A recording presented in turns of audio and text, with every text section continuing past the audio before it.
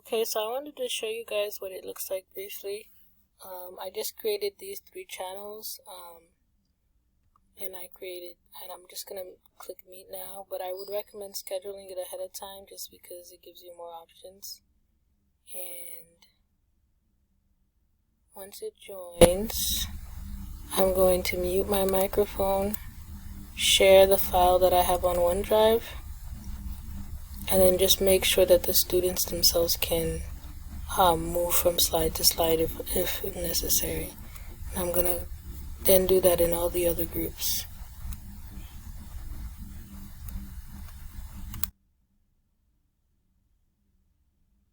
And you see how it says here the audio you're connecting from? I feel like there are more things we could do with that. Okay, so sharing it again.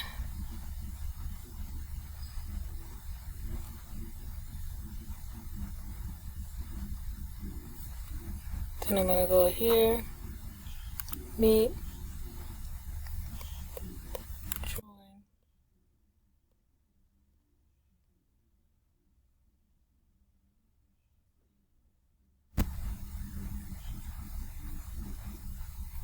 And then share.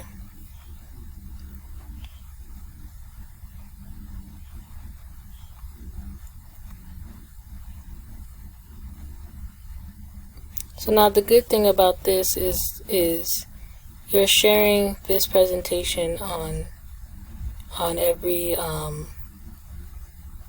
in every meeting. So they're working on the same thing. Now you might want to create copies, because if it's something that you want them to edit or to be able to work on, they'll be editing the same copy.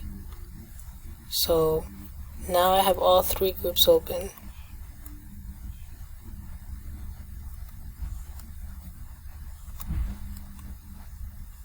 Okay, but I can't see what the other students are doing while I'm in one.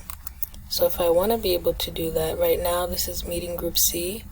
I can go to Google Chrome and I can decide to join meeting group A.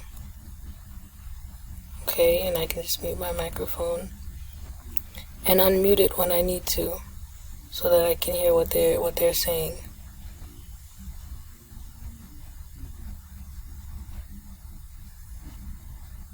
And now I can hear what's going on here, and also I can see what's going on in here, so I can monitor 2 groups at once. Okay, and if I wanted to,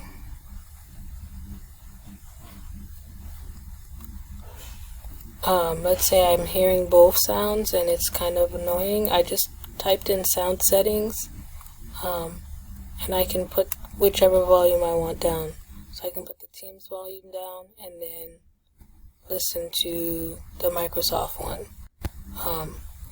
That's an option. And then if you want to watch all 3 groups, you can also open it up on your phone. This is the best option I've seen thus far. I would love everybody's feedback. Let me know what you think.